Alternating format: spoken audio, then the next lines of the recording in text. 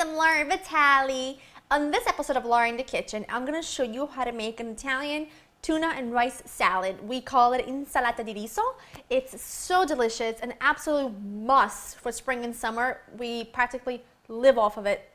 We eat it so much, it's outrageous, but it's just so good. Simple, very simple. Let me take you over the ingredients so we can get started.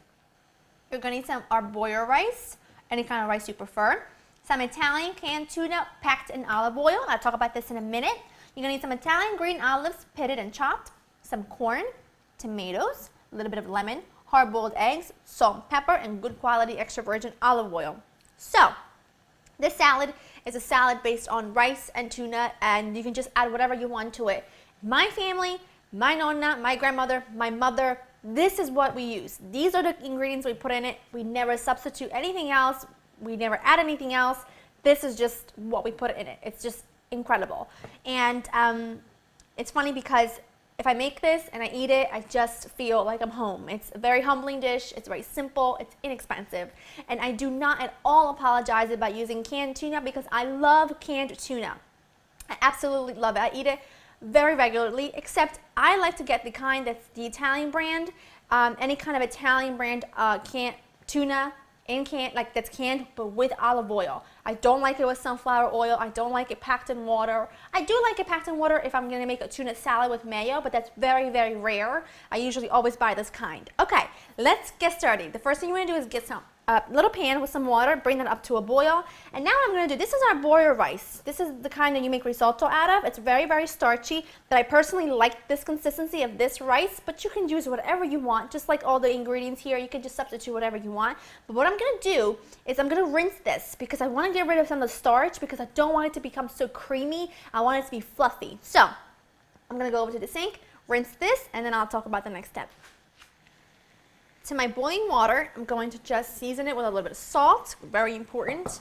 And I'm going to add in my rinsed rice. Perfect. Turning this down to medium low. And I'm going to let that cook for about 15 minutes. And in the meantime, I'm going to get all the rest of my ingredients ready. Everything else is pretty much ready. All I'm going to do is cut my cherry tomatoes in half. Or in quarters, however big you want. But anyway, like I was saying earlier, you can do this however your heart desires. You can use any mix of veggies you prefer. These are just what I remember eating, when my grandmother made insalata di riso. But she also sometimes would substitute penne for the rice, and it's equally as delicious. But she would get the penne that doesn't have any lines on it, so it's like really smooth.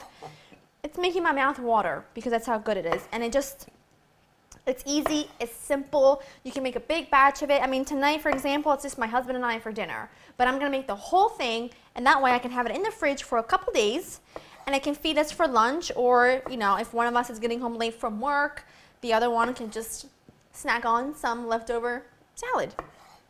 Perfect. So I'm just going to continue chopping my tomatoes, and then I'm going to wait for the rice to be done, and then we'll put the whole thing together.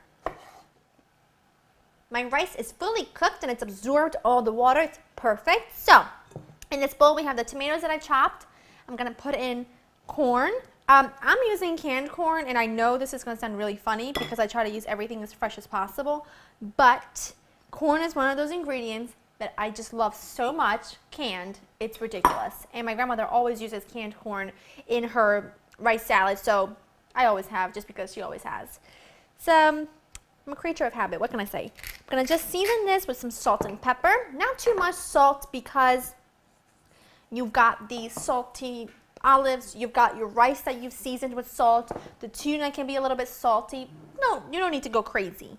Now, you want to make sure you toss everything with 2 forks when you add in your rice because you want to keep everything super, super fluffy. So I'm going to just scrape all my rice out with my wooden spoon because this is a non-stick pan. And now I'm going to just mix this together. Oh, that looks so good and it smells amazing already. I'm going to add in my tuna. And now when you add in your tuna, and by the way, I've drained it from most of the olive oil that it came in because I want to be able to add my own. And I'm going to add a few tablespoons of that. About 3 tablespoons total. And I'm going to add in a squeeze of lemon. Not too much lemon because I personally don't like the taste of hard-boiled eggs if it's really lemony. I don't groove on it so much. So just a little bit really goes a long way. Need some black pepper. Definitely some black pepper. Just give everything a nice toss, but just don't break up the tuna too much. And I'm gonna take my hard-boiled eggs. Now, my grandmother, what she does is she takes the hard-boiled eggs and she cuts them and then she arranges them on the top, like to make it look pretty, and then everybody can dig in. I like to just pretty much chop them and put them right in. That's just the way I like it, but you can do this however your heart desires, of course. Give everything one last toss. Oh.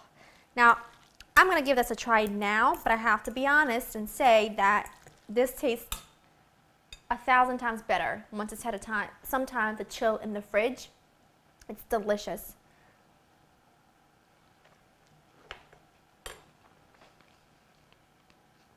That is money right there. Holy, delicious. Well, that's it. I mean, it's that simple and easy. All I'm going to do is pop it in the fridge for a little bit, and then we're going to have dinner. I hope you've enjoyed spending time with me. Go to www.laureninthekitchen.com to get the recipe. Make it for your family. Let me know how you like it, and I'll see you next time. Bye-bye.